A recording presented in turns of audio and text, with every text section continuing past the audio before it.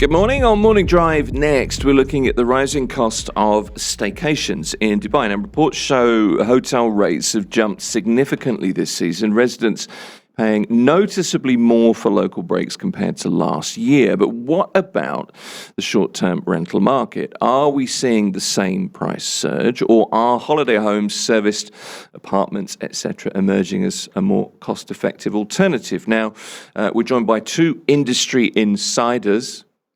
How we're describing you both, who work at the heart of the short stay sector. Katherine Read is back. She's the founder of Short Stay Circle, which is a community networking platform for short-term rental professionals. Katherine, nice to see you. Nice to see you. Good to have you back. And Jerin George, new to the studio, commercial partnerships and account lead for the UAE and KSA at Stellar Stays, which is I hope I get this right, Jerin, a regional tech-enabled short-term rental operator. Is that fair? That's right. That's Great. right. Good to meet you.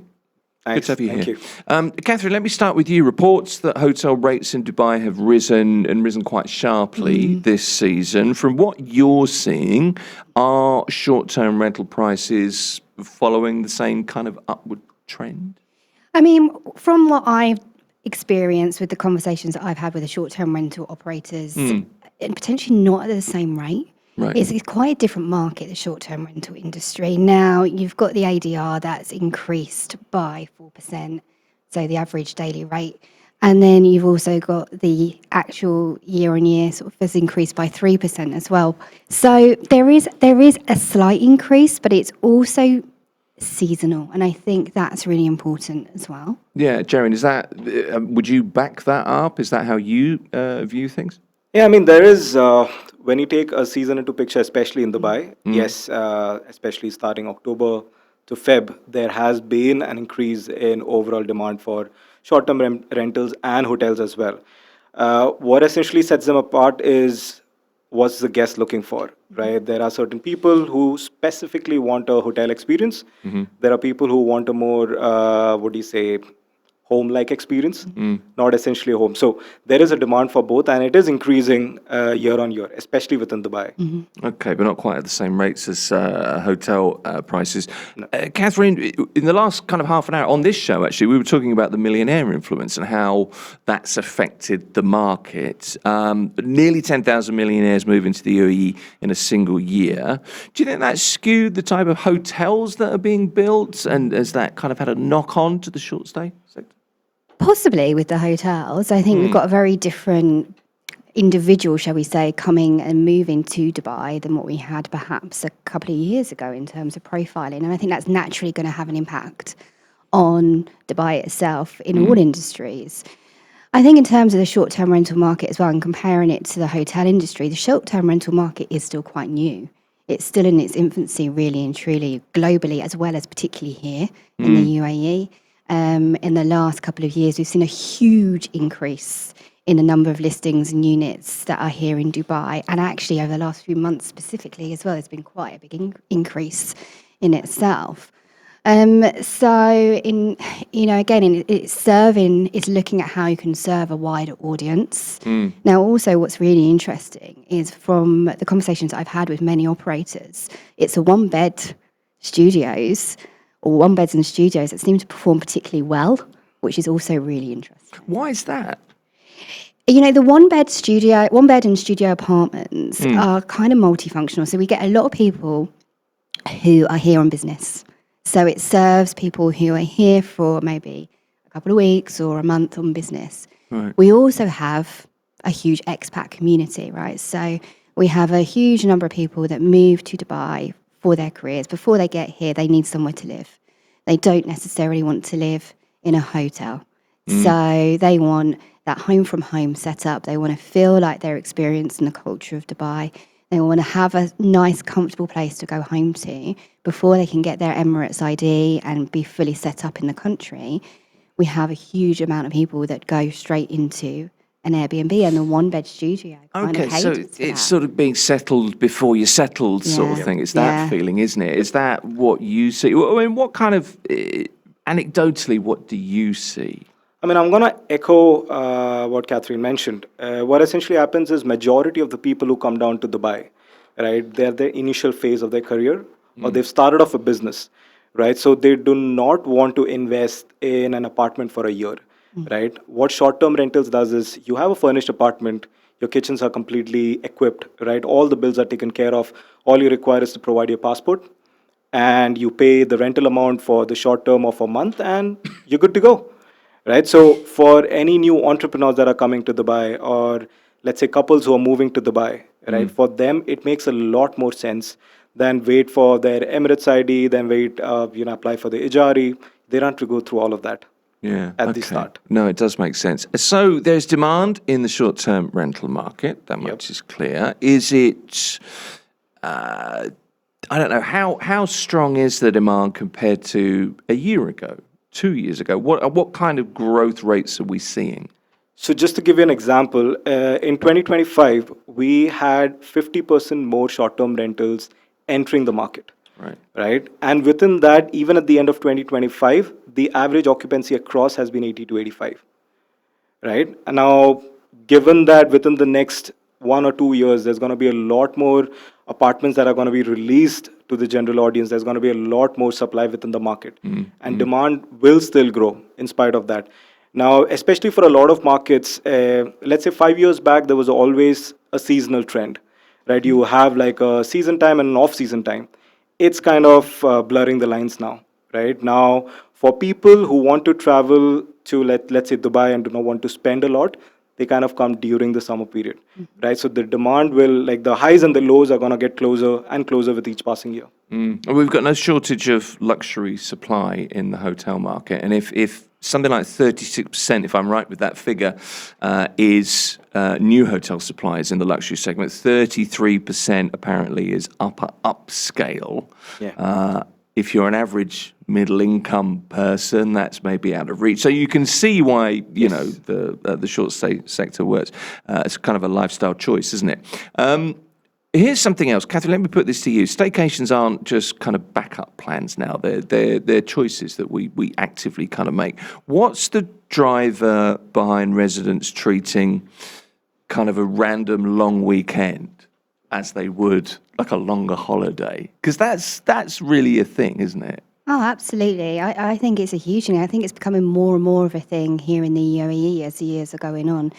And I think what people look for from a staycation differs, but if you're a family or if you're a group of friends and you want to spend some quality time together, sometimes hotels just simply aren't fit for purpose. And I think what you find is we live in a place where we do have luxury villas.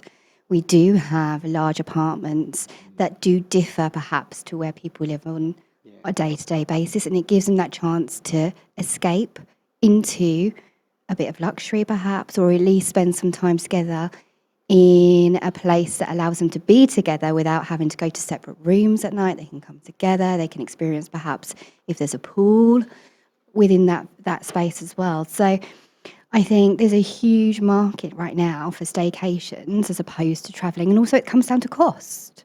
Yeah. You know, you can get some great staycations here in the UAE. Yeah, well, I was going to ask you about pricing because it strikes me that most things are about cost.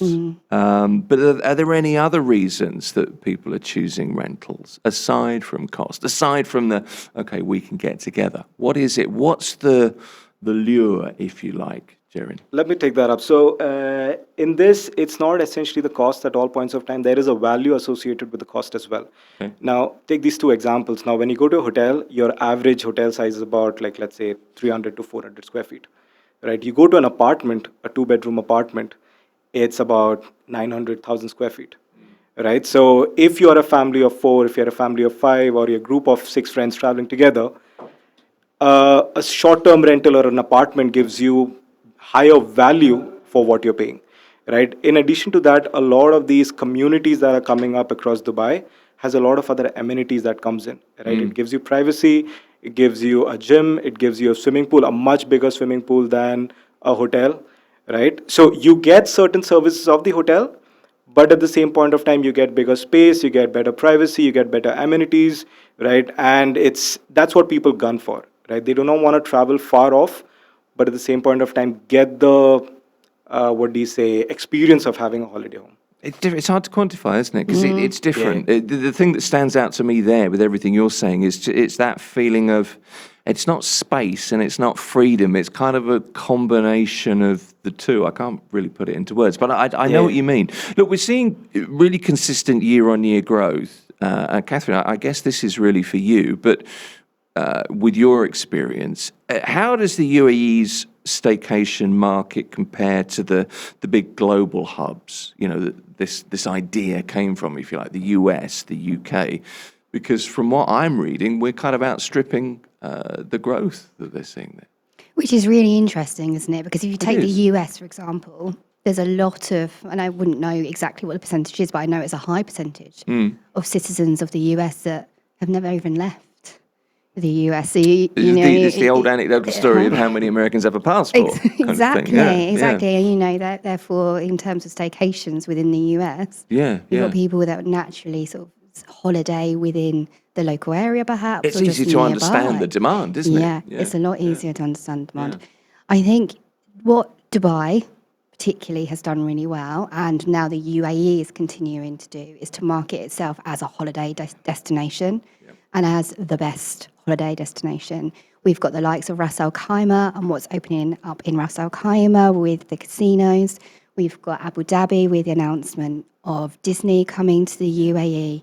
In terms of how we're looking as a holiday destination, it's opening up more opportunities for you to actually stay in the UAE and have a staycation here and make it more appealing, perhaps, to save a few pennies, perhaps, and spend some time here and explore what the country has to offer, as opposed to always escaping the country, if you like, every time you've got a long weekend coming up. Yeah, there's more and more going on, I guess. Jerin, staycation costs have risen significantly since 2022. What are the big hidden factors pushing rates above those kind of pre-pandemic levels? So over the last 3-4 years, when you look at it, the requirements of a customer, the end user, has increased. Right. Initially, when someone used to look at Airbnb, they're like, okay, we just want a furnished apartment to go stay there. Now, in a market like Dubai, when people come down, they're looking for convenience. They're looking for a certain level of service, even from short-term rental companies. Right. So you need to maintain the apartments in a certain way. You need to clean the apartments in a certain way. There are guidelines put forward by the Dubai government saying that apartments needs to have certain facilities to make it safe and habitable for end users as well. So there are certain costs that have increased due to these. That was one of them, your maintenance and your operational costs. Right. That's one. Second thing is in terms of the services that a guest is looking for, like I mentioned, they're looking for certain items to be there within the apartment to make their stay better. There are certain short-term rental companies that provides Xbox to each apartment, because for a lot of people that creates an experience for them when they come. Not a PlayStation and Xbox. Yeah, I mean a PlayStation. I mean, take your pick. I was going to say that was a little bit preferential there. But okay, so it's those kind of amenity things, and obviously there's a cost to that. Yeah, so there's always going to be a cost associated with anything that you add to a furnished apartment, right? And especially when you have any sort of apartment in an upscale community, it has its costs associated with that as well. Okay. So we're seeing occupancy levels rise in parallel with hotel demand. Is that fair to say? Because we've got, Ramadan, public holidays, Eid coming, everything else. Yeah. Is that what you're seeing at the moment? See, hotels will still have a higher demand, right, because of its locations. Now, for all first-time visitors to Dubai, they would still prefer staying in an hotel, right? But if it's someone who's come down to Dubai before, who knows the location, they know that staying a little bit further away, right, can bring down the cost, can give you better service and better locations as well, right? So even though the demand for hotels are higher, there is an increase in demand for short-term rental companies, right? Especially because of the supply that we have across regions. Now, when you think about hotels, the first locations that comes to mind is Palm, by downtown, it comes JBR. But when you look into short-term rental companies, you also look into Arjan, you look into JVC, you look into places like Barari, right? These are places where people want to stay a little bit further away, experience a little bit more quieter environments. than like the crowded areas. I guess it's a different mindset of person staying there as well, isn't it? Yeah.